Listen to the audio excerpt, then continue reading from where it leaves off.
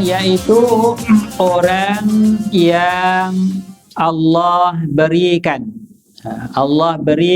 kepada mereka Alkitab akan kitab, yakni golongan Yahudi yang diberikan kitab Taurat dan golongan Nasrani yang diberikan kitab Injil. Baik, bismillahirrahmanirrahim. Kita masuk suratul An'am pada ayat yang ke-20. Suratul An'am ayat ke-20. A'udzubillahi minasyaitonir rajim. Bismillahirrahmanirrahim. Alladzina atainahumul kitaba ya'rifunahu kama ya'rifuna abna'ahum alladzina khasiru anfusahum fahum la yu'minun. Yaitu orang yang Allah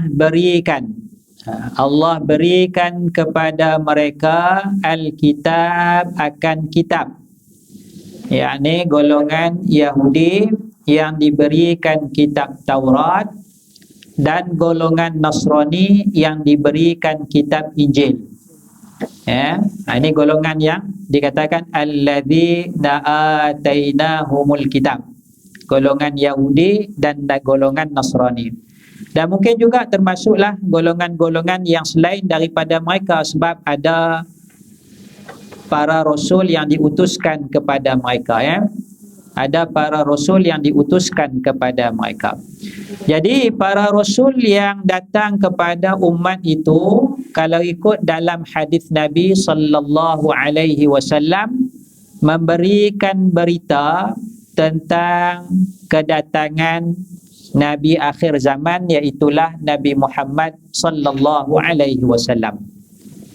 Jadi maknanya berita itu telah pun disebarkan oleh para rasul terdahulu.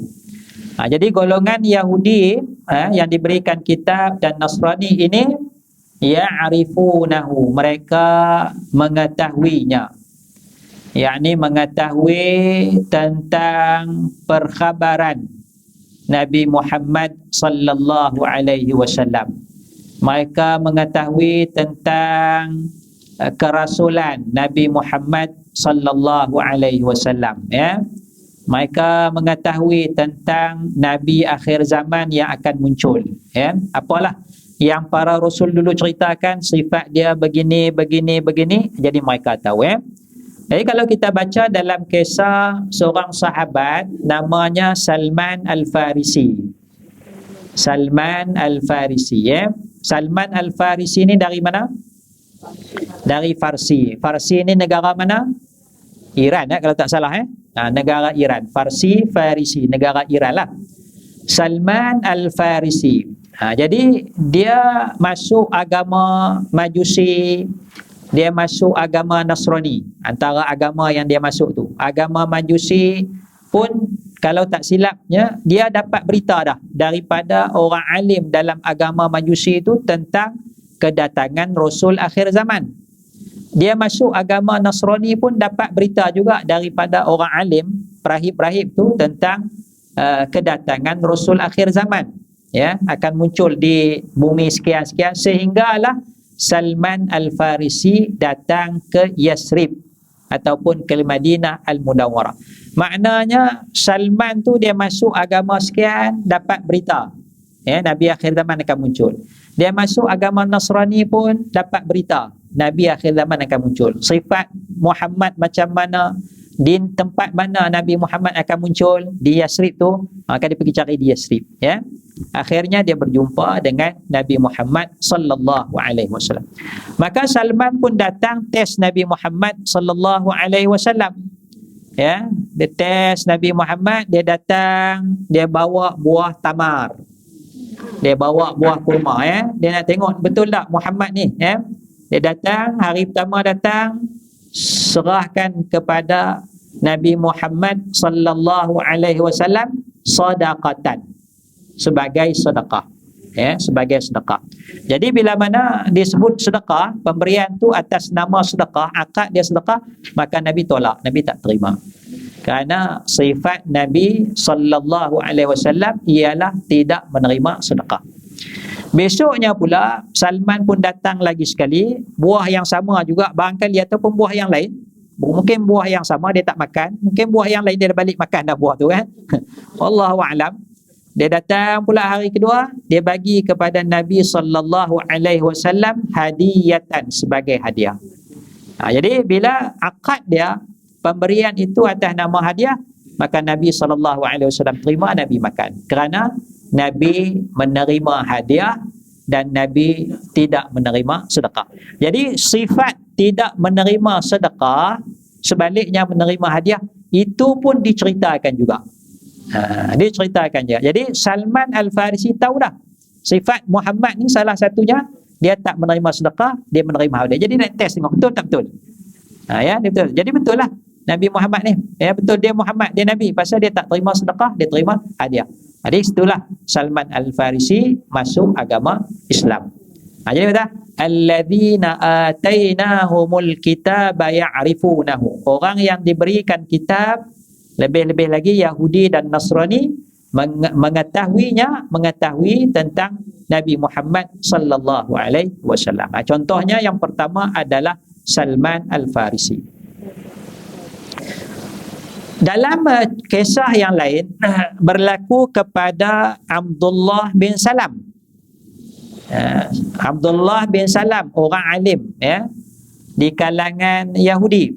Abdullah bin Salam. Yahudi kan Nasrani ya, Abdullah bin Salam ni. Sama ada Yahudi lah kot Abdullah bin Salam.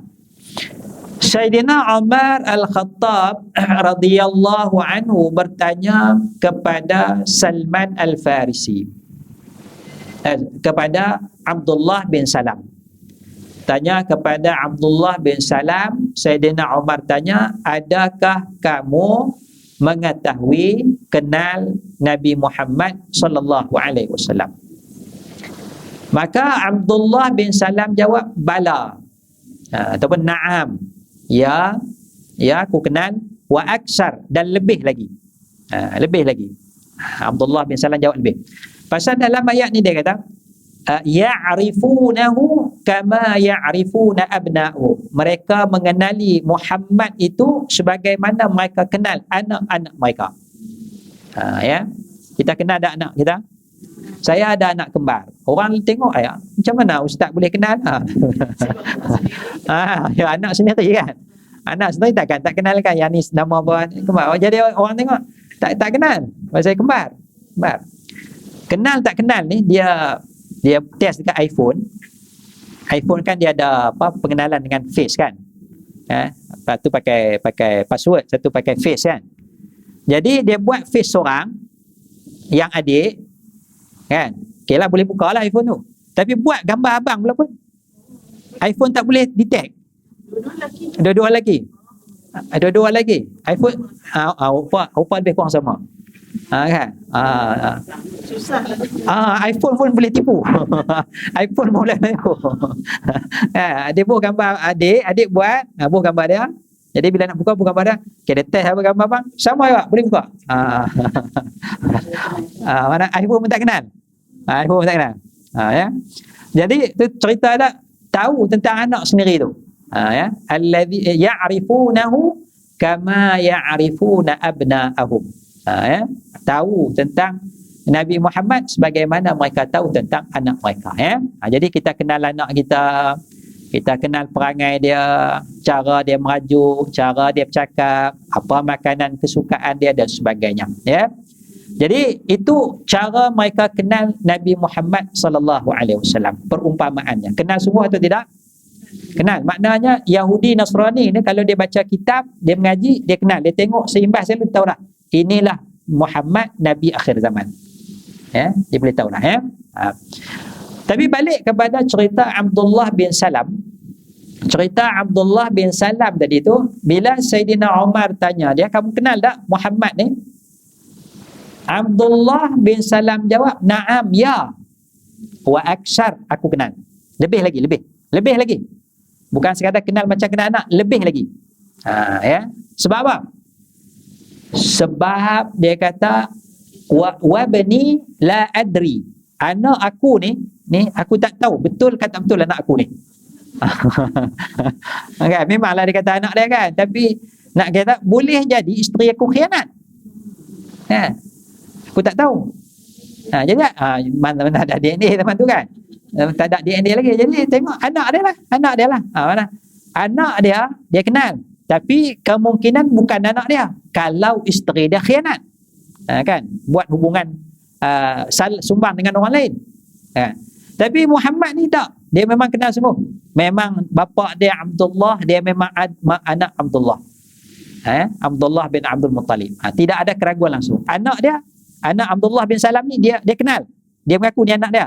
Cuma boleh jadi ada kemungkinan lagi mak dia khianat dulu, boleh jadi bukan anak dia. Jadi maknanya kalau Quran ni kata kenal sebagaimana kenal anak mereka sendiri, kenal sebagaimana kenal anak mereka sendiri, jawapan Abdullah bin Salam jawab lebih lagi. Lebih lagi.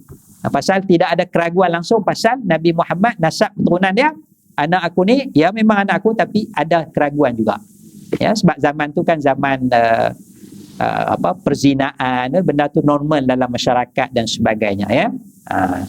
Itu jawapan Abdullah bin Salam dalam menjelaskan, dia kata memahami ayat ya'rifunahu kama ya'rifuna abna'ahum. Jadi walaupun kenal, walaupun tahu tentang Nabi Muhammad sallallahu alaihi wasallam, Allah menyatakan alladzina khasiru anfusahum, orang yang merugikan atau rugi diri mereka sendiri, ya, rugi di akhirat, confirm di akhirat rugi, fahum la yu'minun, maka mereka adalah orang yang tidak beriman. Okay, ayat ni terbalik ke tak terbalik? Patut yang tak beriman rugi diri mereka atau rugi diri mereka yang tak beriman? Mana lebih tepat sikit? Tidak beriman rugi. Tidak beriman rugi sepatutnya kan? Kan? Patutnya tidak beriman tu rugilah. Orang yang tidak beriman itulah orang yang rugi. Sepatutnya gitu. Betul Orang yang tak beriman itulah orang yang rugi. Tapi dalam ayat ni, orang yang rugi, orang yang tak beriman. Sama? Tak sama? Orang yang rugi tak beriman, orang tak beriman rugi. Sama lah kan? Sama. Sama? Tak sama? Dia ada peluang nak beriman. Dia tak rugi. Sama rugi, boleh beriman. Okey. Memang rugi. Tak sama. Sama kata sama. Kamu ya. Baik, sini boleh ya. Orang yang rugi adalah yang tak beriman. Secara ayat biasa, orang yang tak beriman adalah rugi. Jadi natijah dia bila tak beriman tu rugilah. Itu patutnya gitu. Tapi di sini nak ceritanya betul-betul rugi tu, dia dahulukan. Yang rugi tu tak beriman. Dia cerita yang rugi tu dulu. Nak cerita sangat-sangat ruginya orang yang tak beriman ni, alladzina khasiru anfusahum fahum la yu'minun. Dia cuma dahulu kemudian je. Tapi dari sudut balaghah nak cerita rugi, sangat-sangat rugi tu, maka mendahulukan rugi tu. Ya. Tapi tengok sekali memang samalah lebih kurang. Tapi dari sudut seni dia, balaghah dia tu, dia mendahulukan rugi tu kerana sangat-sangat rugi, confirm rugi kalau tidak beriman. Itu seni bahasa Al-Quran. Alladzina khasiru anfusahum fahum la yu'minun. Ya, yang rugi adalah yang tak beriman. Ayat biasa yang tak beriman itulah orang yang rugi. Itu ayat biasa. Dia takdim dahulu, takhir kemudian ya. Itu uslub dalam bahasa, gaya bahasa ya. Macam orang Terengganu lah ikan makan kucing. Ayat biasa kucing makan biasa, kucing makan ikan. Ayat biasa kucing makan ikan. Orang Terengganu Ikan makan kucing. Ikan kau punya. Orang Terengganu, siapa Terengganu ni? Terengganu, ikan Terengganu makan Kelantan. Ikan makan kucing. Tak ada. Saya hidup Terengganu. Saya hidup Terengganu 3 tahun. Ikan makan kucing. Ada ayat tu. Betul. Ni lama tu. Keluar dari Terengganu lama ni. Orang? Kelantan. Kelantan tak ada. Ganu. Ganu. Allah sallallahu. Lebih kurang ayat tu lah. Jadi kita mula-mula dengar ikan makan kucing. Ikan makan kucing. Apa ni bahasa salah ni? Lama baru kita faham. Dia ada takdim takhir tu, mendahulukan mengkemudiankan. Okey, macam inilah alladzina khasiru anfusahum fahum la yu'minun. Tulis nota situ.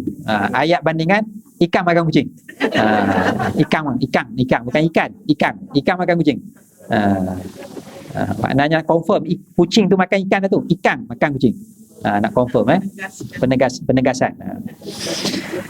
Baik, itu orang yang rugi. Jadi iman perkara yang besar, ya, iman perkara yang besar. Jadinya kalaulah kita sudah mengetahui kebenaran, ya, maka kita mesti mengikut kebenaran. Jadi cuba buka ayat 146. 146 surah Al-Baqarah. 146 dia sebut tentang kebenaran tu. 146 surah Al-Baqarah. 146 ke 156? 146. 146. Ada ayat ya? Apa dia ayat dia? Alladzina atainahumul kitab ya'rifunahu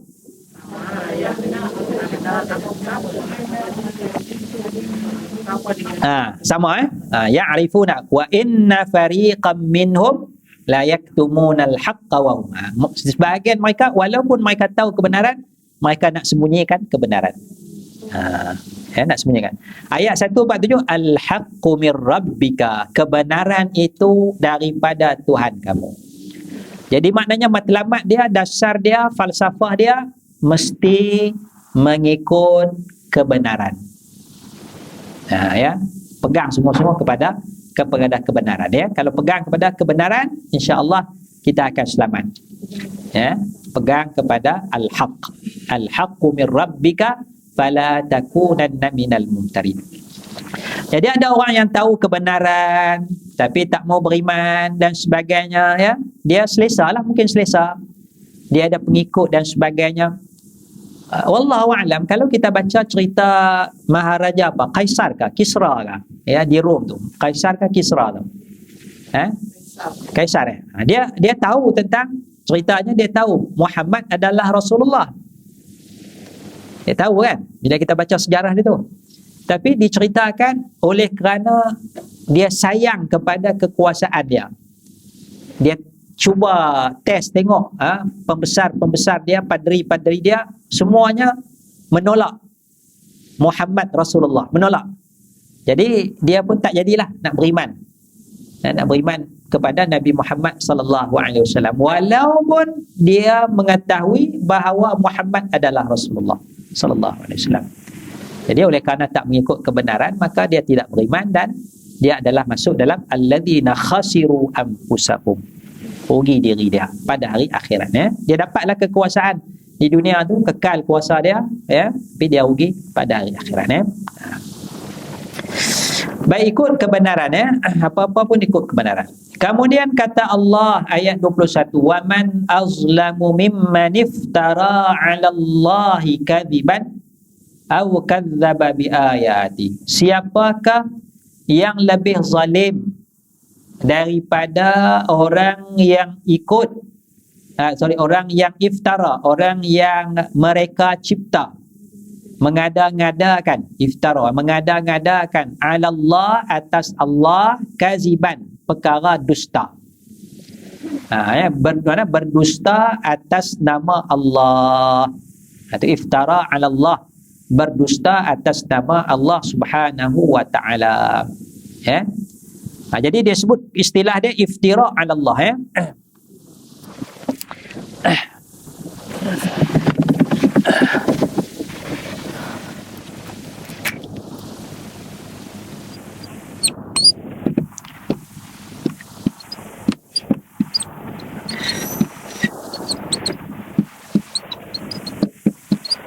Ini yaftarun.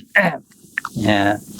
Yaftaruna 'ala Allahil kadzib. Dalam ayat lain, yaftaruna 'ala Allahil kadzib, mengada-ngada mereka cipta kaziba, perkara dusta, 'ala Allah, atas Allah ataupun atas nama Allah Subhanahu wa taala.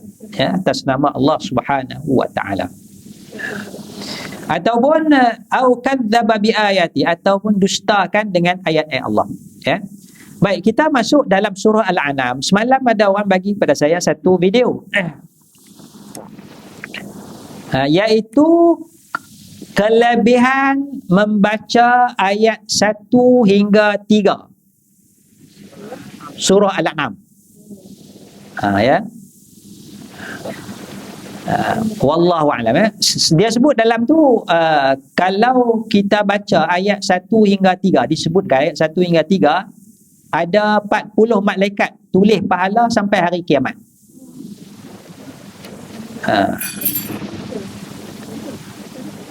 Yang kedua, kalau fadilat kedua, kalau baca surah Al-An'am ayat 1 hingga 3, bukan baca habis 1 hingga 3 je, ada 70 malaikat yang jaga kita.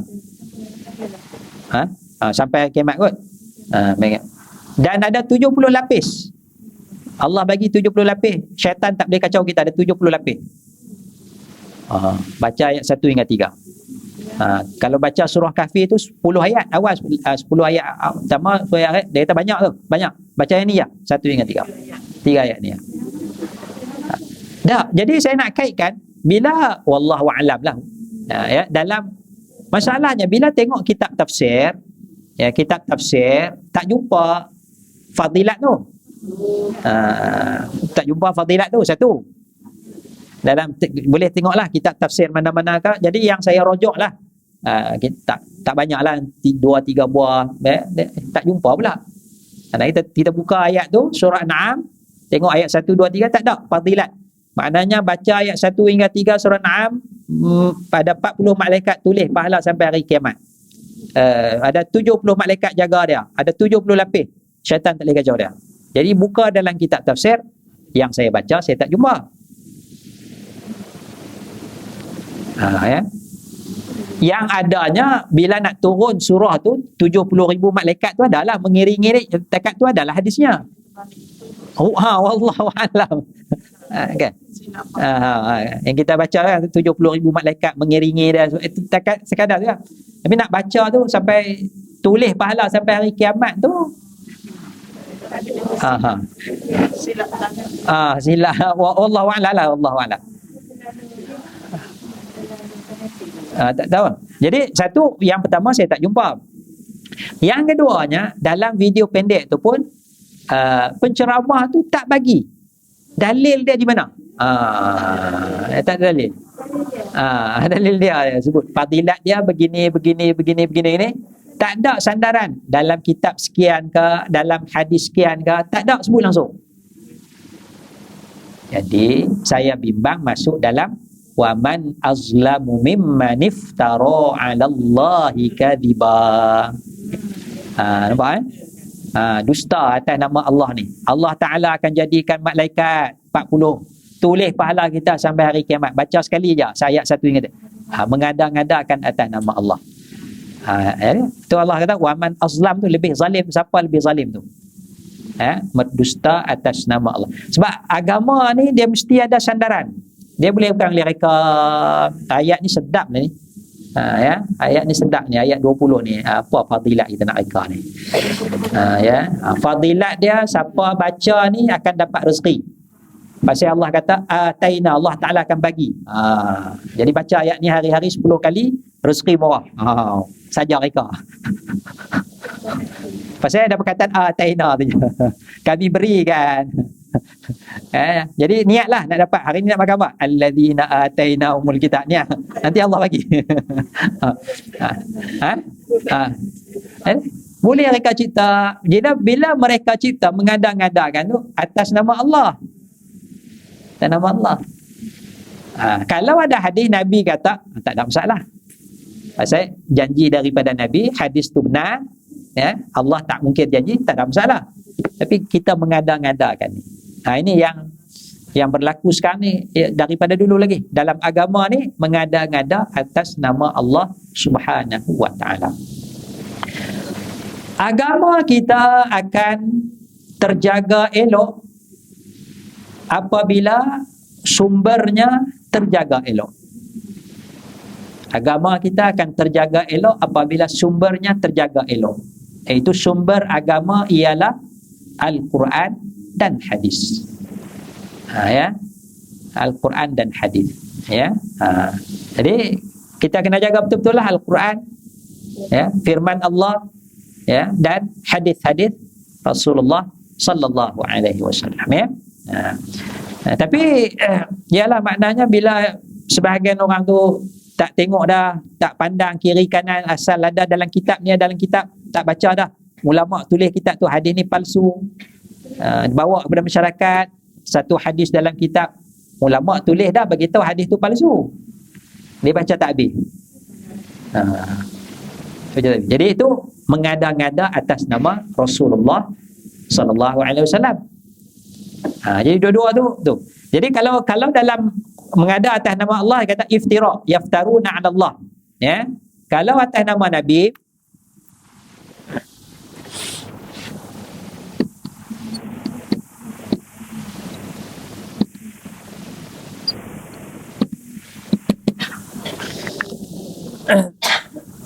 kalau atas nama Nabi sallallahu alaihi wasallam, man kadzaba alayya muta'ammidan, siapa dusta atas nama Nabi, Nabi dah bagi amaran. Dusta nama Allah pun tak ada. Iftira 'ala Allah, yaftaruna 'ala Allah, sini iftara 'ala Allah kadziba. Dusta atas Nabi pun Nabi bagi amaran. Man kadzaba alayya siapa dusta atas nama aku secara sengaja, falyatabawwa maq'adahu minan nar, maka sediakanlah tempatnya daripada api neraka. Jadi kita nak kena berhati-hatilah mana hadis-hadis yang disampaikan itu betul ataupun tidak, sahih ataupun tidak, para ulama terima ataupun para ulama tolak, ya. Jadi kita kena ni sikit, tengok sikit-sikit, ya. Kadang-kadang kita boleh kesan hadis tu tak betul, dia ada tanda dia. Contoh hadis, sesiapa yang beriman kepada Allah dan hari akhirat hendaklah memuliakan jirannya. Hadis atau tidak? Hadis, Hadis. Hadis yang kedua, sesiapa yang membaca Quran sebelum tidur dalam keadaan memakai baju tidur, diampunkan dosanya. Bukan hadis. Pasal apa?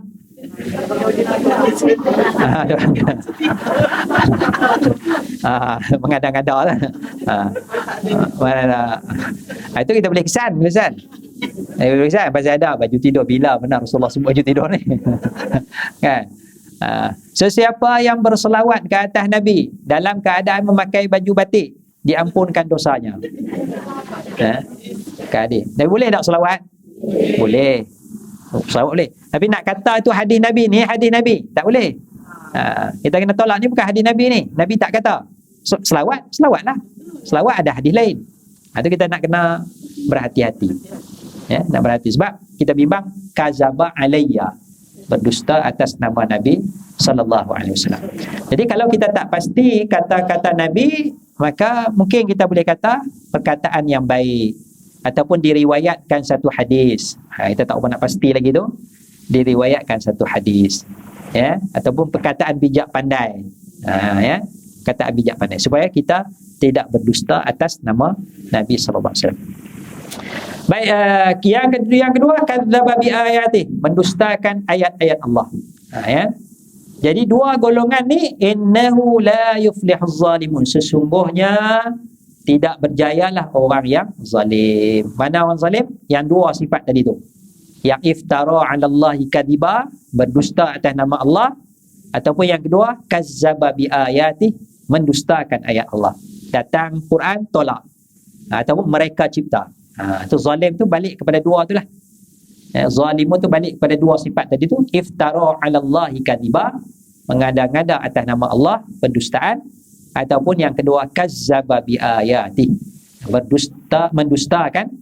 mendustakan ayat Allah, tak percaya kepada Al-Quran dan sebagainya. Itu zalim, ya.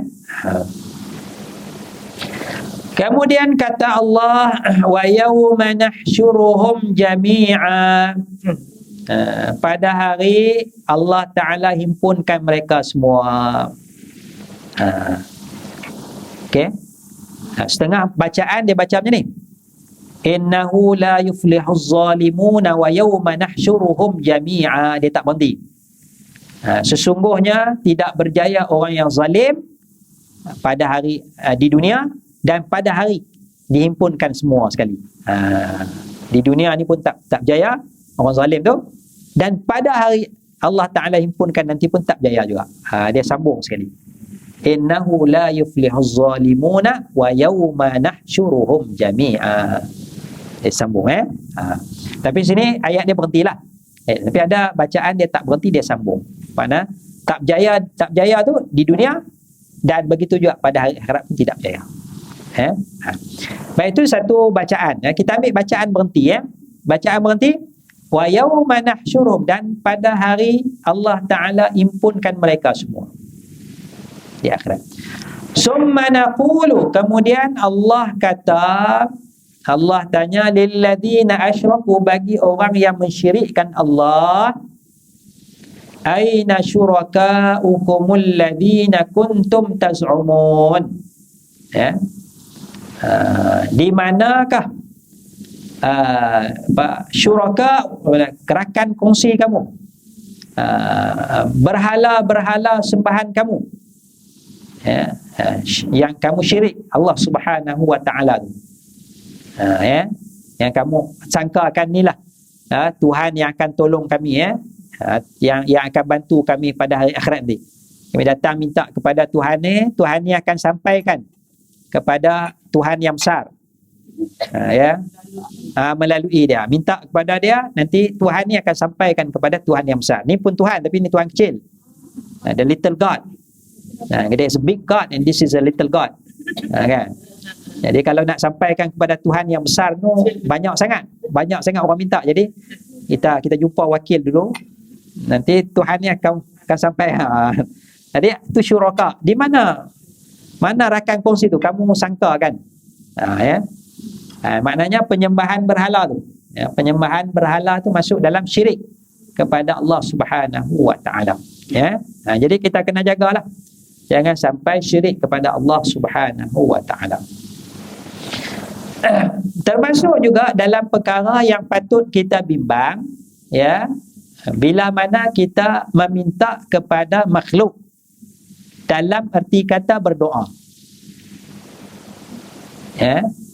bukan minta biasa ni, bukan minta tolong, tak tolong tu tak masalah, itu dibenarkan, itu masuk dalam wa ta'awanu, tolonglah sama-sama, kan? Meminta bantuan dalam bentuk doa kepada makhluk, berdoa meminta kepada makhluk. Misalnya kalau kita minta bantuan kawan kita, telefon dia, tayar pancit, tolong ya, itu boleh lah.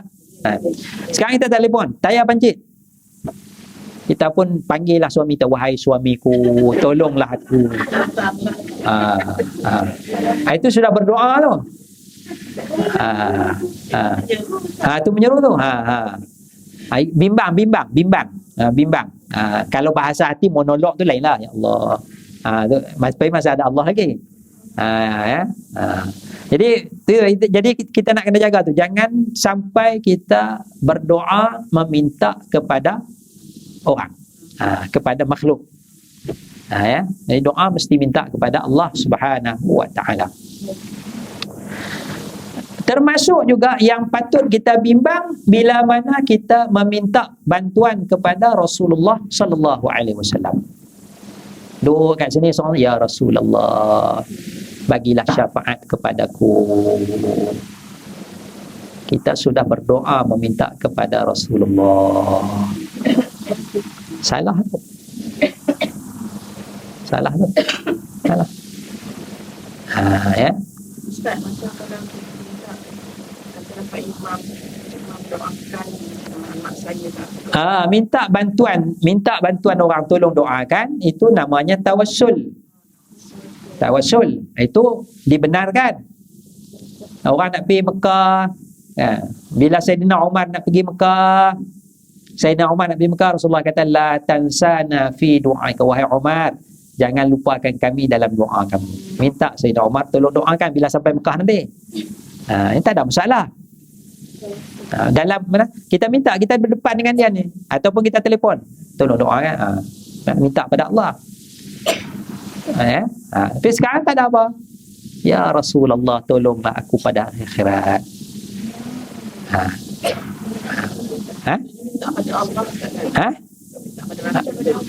Patutnya ya Allah, bagilah syafaat Rasulmu kepadaku.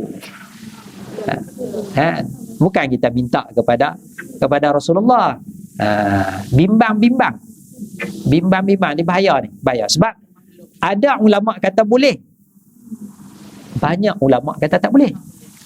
Ni dia jadi confuse, kebimbangan. Sebab ada ulama kata tak boleh, dia kata syirik. Ikut yang banyak lah, selamat. Ada kita kata ni tak, ni ulama ni kata boleh. Yalah, kalau benda kecil-kecil tak apalah. Halal haram tu tak apalah kan. Masalah nak cucuk vaksin COVID ke, ada ulama kata boleh, ada ulama kata tak boleh, tak ada masalah, tu small matter tu. Ya, fatwa kata boleh, cucuklah, tak ada masalah. Kan? Dia bukan syirik. Tapi yang ni syirik. Ulama kata syirik, yang ulama ni kata tak syirik. Selamatnya mana? Yang kata syirik kan, yang kata tak syirik? Yang kata syirik untuk keselamatan diri kita. Tak rugi kalau kita tolak pandangan ulama yang kata boleh minta kepada Nabi, tak apa, tak ada masalah. Nabi minta kepada Allah. Jadi sama ada macam minta kat patung? Sama. Jadi minta kat patung ni pun, kalau tanya orang kafir, kami bukan minta kat patung ni. Minta patung dia sampaikan kepada Allah, Tuhan. Dia tak kata Allah ya Tuhan besar. Little God convey the message to the big God. Jadi minta kepada Nabi Muhammad, kita bukan minta Nabi minta kepada Allah. Nabi bagilah. Tak. Kenapa nak minta kepada Nabi? Kenapa tak boleh minta kepada Allah terus ke? Minta terus kepada Allah. Sebab kalau minta pada Nabi, kita bimbang jadi macam minta pada patung pula. Kalau orang tak tahu, dia tak tahu. Tu kita nak bagi tahu ni. Jadi betul kan, jangan minta. Minta kepada Allah Subhanahu Wa Taala. Sebab itu dalam masyarakat kita tak diajar minta kepada Nabi. Daripada dulu semua minta kepada Allah Subhanahu Wa Taala. Cuma ada trend sekarang ni dia nak minta kepada Nabi, minta kepada orang kubur ni. Itu kita jaga trend-trend yang sebegitu.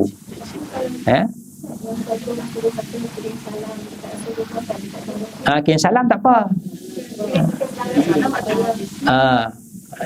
Macam mana?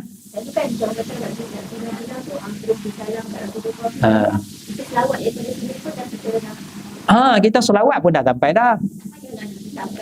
Tak payah dah. Tak payah ya. Ustaz berulang alik pergi umrah tu, tolong sampaikan salam saya kepada Rasulullah. Boleh juga lah. Tapi kita selawat pun ada malaikat tolong sampaikan. Hadis dah bagi tahu dah. Bila kamu selawat salam, Allah jadikan malaikat sampaikan salam. Ada hadis. Tak. Kita kirim salam tu tak syirik, tapi selawat salam tu malaikat dah jadikan dah. Allah jadikan malaikat dah dalam hadis. So malaikat sampaikan dengan ustaz tolong sampaikan, mana lagi sampai? Saya nak pergi ni. Datang seorang minta ustaz, ustaz tolong sampaikan salam saya kepada Nabi, seorang saya nak tulis nama apa? Beg tu hilang, kertas tu hilang. Tak sampai. Kan?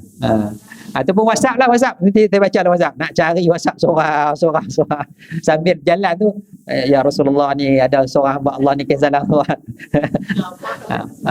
Jamak lah tadi kan. Siapa-siapa yang kirim kepada aku, sampaikanlah tu. Jadi tak ada special lah. Tak ada special. Bila kita jamak tu, kita himpun, tak ada specialist kan. Sama macam orang lain lah. Tapi kalau kita selawat terus, Allahumma salli wa sallim, selawat salam tu, malaikat special hantar kepada Nabi. Jadi ambil daripada hadis tu lagi selamat. Lagi selamat. Lepas tu kita duk menyusahkan orang tu pula nak pergi umrah, aku dah nak buat umrah, kacau salam lah. Macam-macam kan. Kacau kan. Lepas tu kita doakan dia moga selamat dan sebagainya kan. Ya. Ada apa? Ada kumpulan grup yang pesawat bukan macam ada satu waktu perempuan tenang dia ada kan lepas tu orang lain semua yang bangun pada masa tu berselawat. Adakah itu boleh diterima? Baik, soalan dia, kita buat majlis selawat pukul 4 pagi, 4:30 ya. Itu satu usaha yang kita kata bagus jugalah ya, nak ajak orang berselawat dan sebagainya. Cuma kenyataan semua yang pagi tu akan berselawat ikut ramai-ramai beribu-ribu kali tu, wallahu alam. Macam mana tahu kata semua berselawat? Online. Kadang-kadang buka tengok tu, buat kerja lain, tok teh masak Maggi dululah apalah. Masak Maggi. Selawat. Selawat. Alhamdulillah lah selawat. Tapi maksud saya menyatakan semua akan selawat yang duduk. Katalah tengok tu 2,000 orang. 2,000 semua akan selawat. Beribu-ribu kali. Ada?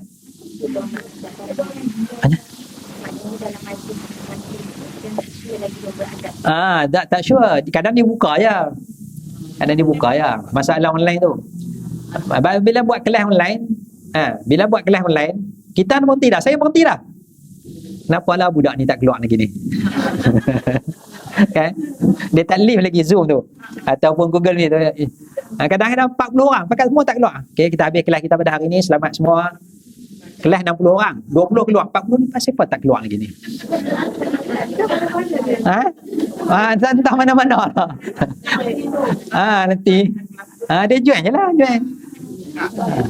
Dia buka je lah. Jadi kita itu masalah dia. Jadi saya kelas online saya tak buat lama-lama. Saya buat paling lama setengah jam je. Tak boleh lama-lama online. Hilang. Kalau kita bercakap seorang je. Tak boleh percaya. Jadi usaha tu bagus. Tapi tak semua yang buka tu betul-betul berselawat ya. Kadang dia buat kerja lain dan sebagainya ya. Tapi kita harapkan usaha tu ya. Tapi yang pentingnya kita sendiri. Maknanya orang dah tolong kita dah, tolong buat majlis pagi tu, kita lepas tu kita kena sendirilah. Takkanlah ada majlis selawat baru kita selawat. Tak ada majlis selawat, tak selawat. Tak ada. Dia sebagai katalis, pemangkin saja majlis tu. Lepas tu kita lepas sendiri, buat sendirilah. Ya. Macam kita lah, kita buat majlis qiyamul lail masjid sebulan sekali. Malam tu je kan. Dia bakar semangat je. InsyaAllah lah 2-3 hari lepas tu serasa semangat nak sembahyang tahajud. Lepas tu slow balik. Bulan depan pula. Itu je lah tujuan dia. Ya.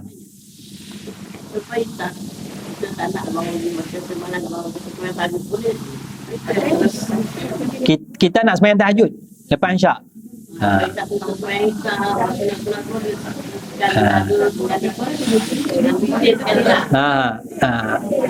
Kalau tahajud dia syarat dia tidur dulu.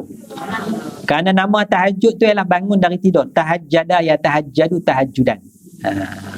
Mesti tidur walau sekejap. Setengah jam ke sejam pun. Ya. Kalau tapi boleh sembahyang.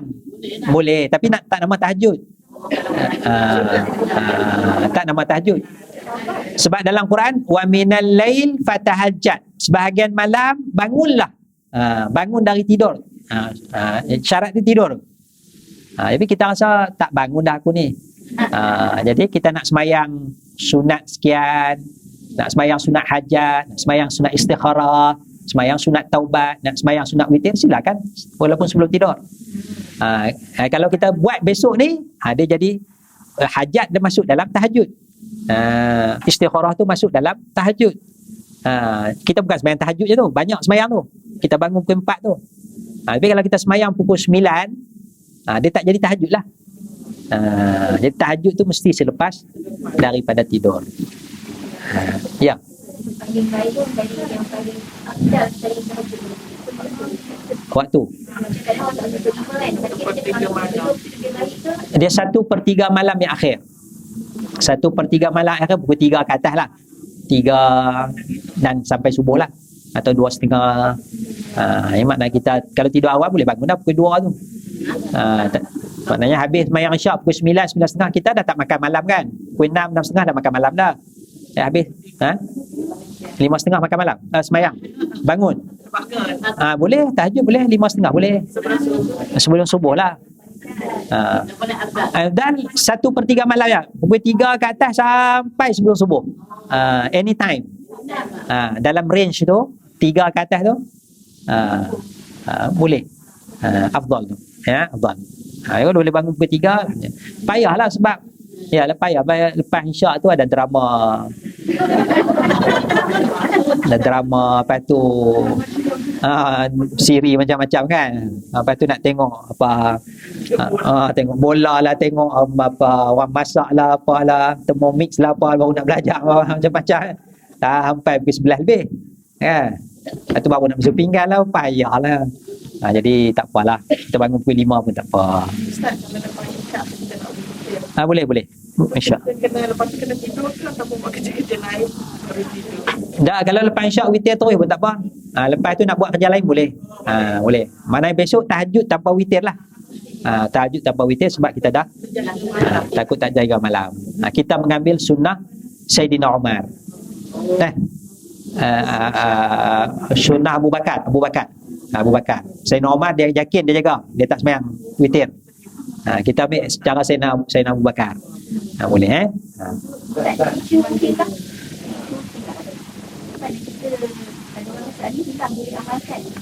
boleh khilaf kita ambil tadi ni masalah dia khilaf tadi tu masalah dia khilaf Ustaz ni kata boleh minta pada Nabi, Ustaz ni kata tak boleh. Khilaf. Saya suka cari jalan selamat. Kedai situ nasi ayam 100 ekor sehari. 10 ekor ayam sembelih, 90 ayam tak sembelih. Kedai situ 100 ekor sehari, semua sembelih. Tapi kedai tu banyak ustaz-ustaz, syekh-syekh dibawa pergi makan situ. Pakai baju elok, pakai kepiah, pakai sebab pakai ayam tu. Ayam kedai 90 ekor tak sembelih, 10 ekor sembelih. Yang bawa tu tahu. Kita kata ni ayam kedai tak sembelih. Yang bawa tu kata tak apa. Ustaz-ustaz, syekh-syekh yang pergi makan tu dia makan ayam sembelih tu 10 ekor tu. Dia tak makan tak sembelih tu. Selamat kata selamat? Tak selamat. Meragukan.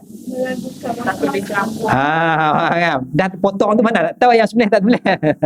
Yang tengok paha ni sembelih kata sembelih ni bukan tak tahu. Jadi kedai ni 100% sembelih. Apa? Jadi nak ambil yang mana? Kedai ni. Kedai ni. Buat kita tahu ayam 100% sembelih.